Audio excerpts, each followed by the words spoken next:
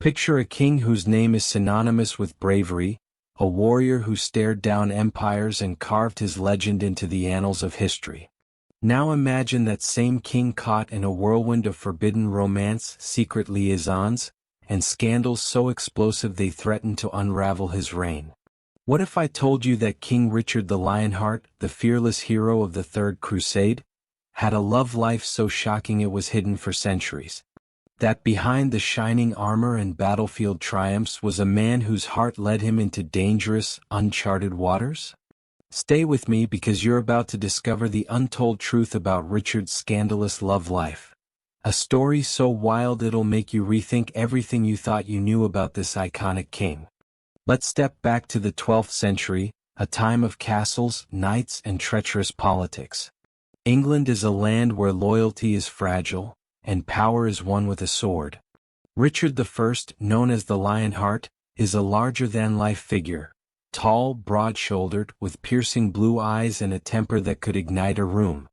He's the kind of leader who'd rather charge into battle than sit through a council meeting. His military exploits are the stuff of legend, but his personal life? That's where the real drama unfolds. Growing up, I always saw Richard as this untouchable icon, the guy who took on Saladin and became a symbol of courage.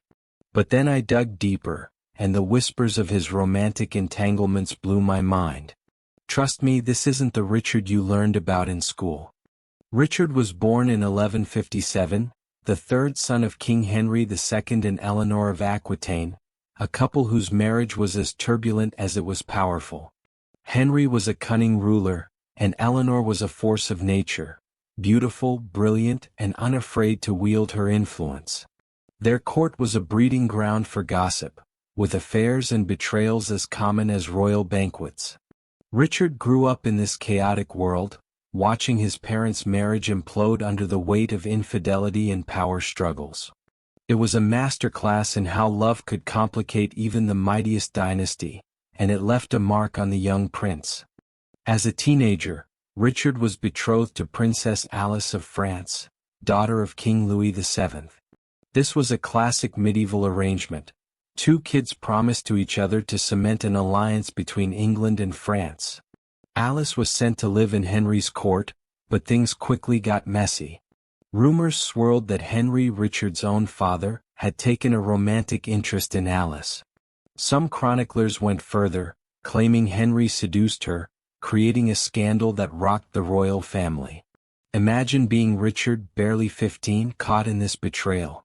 Your fiancé, your father, and a diplomatic alliance all tangled in a web of gossip.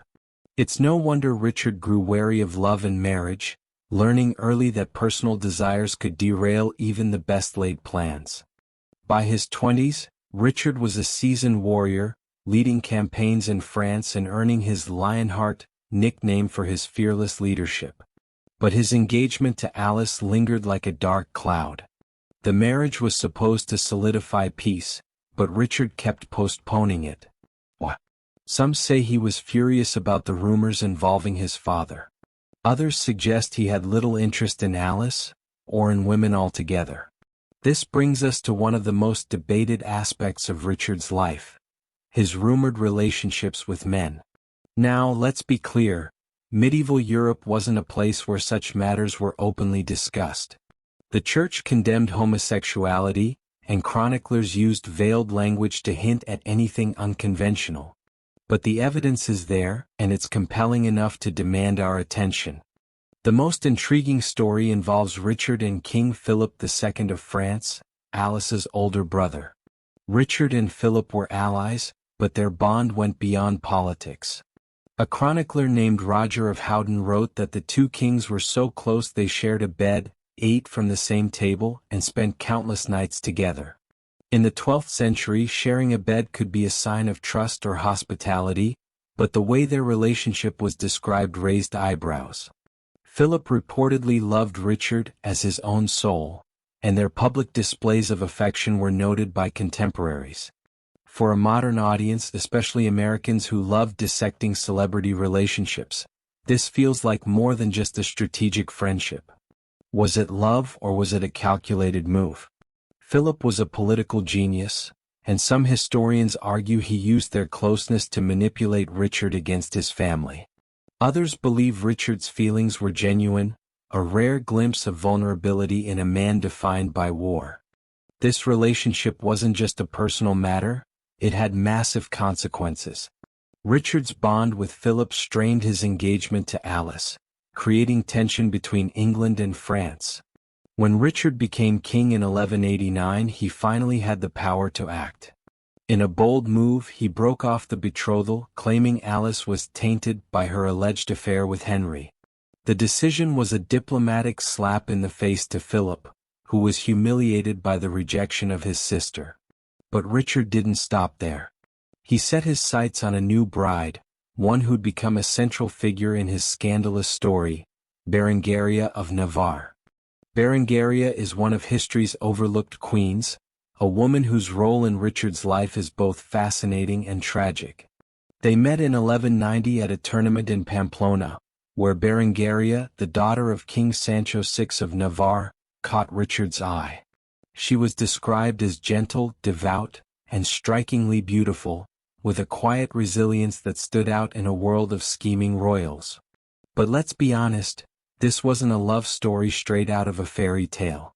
Richard needed Navarre's support for the Third Crusade, a massive campaign to reclaim Jerusalem from Saladin. Marrying Berengaria was a strategic move to secure allies in a region critical to his plans. Still, the way their relationship unfolded is anything but ordinary. Most kings would have stayed home to plan a lavish royal wedding, but Richard was no ordinary king. He insisted Berengaria join him on the crusade, a decision that shocked the nobility. Noble women rarely traveled to war zones, let alone future queens. In 1191, Berengaria set sail with Richard's mother, Eleanor, crossing the Mediterranean to meet him in Sicily. The journey was perilous, with storms battering their fleet, but Eleanor, now in her 70s, was determined to see her son married. In Messina, Richard was dealing with local disputes and preparing for the Holy Land, but the arrival of Berengaria added a new layer of drama. The idea of a royal bride on a military campaign was scandalous, and tongues were wagging across Europe. The wedding itself was a rushed affair, held in Cyprus in May 1191. Far from the splendor of Westminster, Richard and Berengaria exchanged vows in a modest chapel, with only a handful of nobles in attendance. Why the haste? Some say Richard wanted to lock in the alliance before diving into the crusade. Others suggest Eleanor pressured him to settle down, tired of his bachelor ways. Whatever the reason, the marriage marked the start of a relationship that was anything but conventional. Richard and Berengaria were now king and queen, but their union was about to face challenges that would fuel centuries of gossip. After the wedding, Richard threw himself into the crusade, leading battles in Acre and Jaffa with relentless determination. Berengaria, meanwhile, was often sidelined, staying in fortified coastal cities under heavy guard. Chroniclers noted that Richard spent little time with his new wife, a fact that didn't go unnoticed. In medieval Europe, a king's primary duty was to produce heirs, and the lack of children from their marriage raised questions. Rumors began to spread. Was Richard neglecting Berengaria because he was uninterested in her? Was he too consumed by war to care about family? Or was there someone else, perhaps a figure from his past or a new connection forged in the heat of the crusade? Let's explore that last possibility. During the crusade, Richard formed a surprising rapport with Aladil, the brother of Saladin. Their negotiations were marked by mutual respect, with lavish feasts and private meetings that went beyond typical diplomacy. Some chroniclers hinted at a deeper connection, though there's no concrete evidence of romance. Still, these stories added to the whispers about Richard's unconventional preferences. For American viewers, this might remind us of historical figures whose personal lives were scrutinized. Think of the speculation around figures like Alexander Hamilton or even modern celebrities. Richard's ability to navigate these rumors while leading a holy war speaks to his charisma and cunning. Back to Berengaria. By 1192, the crusade was losing steam, and Richard was ready to return home. But his journey took a catastrophic turn. He was captured by Duke Leopold of Austria, an old rival, and handed over to Holy Roman Emperor Henry VI. The ransom demanded was staggering, 100,000 marks, a sum that nearly bankrupted England. Berengaria and Eleanor worked tirelessly to raise the funds, with Berengaria emerging as a loyal queen despite her husband's absence. This is one of the few moments where she steps into the spotlight, rallying support and proving her devotion. When Richard was finally released in 1194, you'd expect a tearful reunion, but that's not what happened. Richard dove back into war, fighting Philip II in France, while Berengaria lived quietly in estates across Maine and Anjou. The distance between them was undeniable, and it didn't go unnoticed.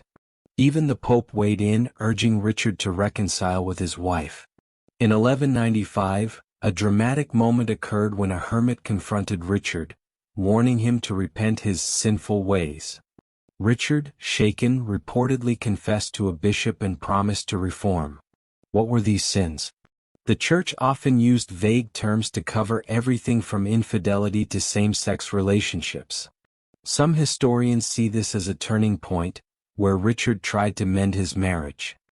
He invited Berengaria to join him in Normandy, and for a brief period, they appeared together at public events. But the effort was fleeting. Richard's true love remained the battlefield, and Berengaria eventually withdrew to a life of piety, dedicating herself to charity. So, how scandalous was Richard's love life? In the context of the 12th century, it was seismic. A king who sidelined his queen, flirted with diplomatic disasters, and faced whispers of forbidden love was a walking controversy. Yet Richard's charm and military prowess made him untouchable. To Americans, he's the kind of flawed hero we can't resist. Think of figures like Teddy Roosevelt or fictional icons like Indiana Jones. Brilliant, bold, and a little reckless, Richard's story resonates because it's so human. Let's not forget the women who shaped his life. Berengaria, despite her quiet role, showed remarkable strength, standing by Richard even when he drifted away. Then there's Joan, Richard's sister, who joined him on the Crusade and played a key diplomatic role, even proposing a marriage alliance with Saladin's family. And of course, Eleanor, his mother, who at 70 crossed mountains to ensure his marriage. These women weren't just supporting characters. They were powerhouses navigating a world of scandal and intrigue. Richard's story is about more than romance. It's about identity and duty. In medieval Europe, a king's personal life was under constant scrutiny. Every alliance, every relationship was a political statement. Richard's rumored bonds with men, if true, would have been a closely guarded secret, shared only in hushed tones. Today we might celebrate his complexity, but back then he balanced his desires against the weight of a crown. For American audiences, this strikes a chord. We love stories of rebels who defy expectations, from revolutionaries to modern trailblazers. In 1199, Richard's life came to a tragic end. While besieging a castle in Limousin, he was struck by a crossbow bolt. The wound festered, and within days he was dying. Berengaria was far away, but Eleanor rushed to his side. In his final moments, Richard forgave the archer who shot him, a gesture that sealed his legend as a magnanimous king. He died at 41, leaving no heirs and a legacy that still sparks debate. Berengaria's story didn't end there. She never remarried, a rare choice for a medieval queen. She founded an abbey in Le Mans and lived quietly, far from the courts that once defined her. Some say she was heartbroken. Others believe she found freedom in her independence. Her loyalty to Richard's memory, despite their strained marriage, is a testament to a bond that, however complicated, endured. What can we take from Richard's scandalous love life? It's a reminder that even legends are flawed. Behind the Crusades and the crown was a man grappling with love, loyalty, and the expectations of a kingdom. His story challenges us to look beyond the myths and see the human underneath. For Americans, this feels familiar. We're drawn to complex characters who defy the odds, from historical giants to pop culture heroes. If you're as captivated by this as I am, here's what I want you to do. Drop a comment below and tell me, what shocked you most about Richard's love life? Was it his bond with Philip, his treatment of Berengaria, or something else? And if you're hungry for more stories of kings, queens, and hidden truths, hit that subscribe button and ring the bell. You won't want to miss what's next. Speaking of which, check out our upcoming video, The Gruesome Torture Device That Ended Thomas More's Defiant Stand. It's a chilling tale you won't believe. Thanks for watching, and I'll see you in the next one. Keep digging into history, keep asking questions, and let's uncover the past together.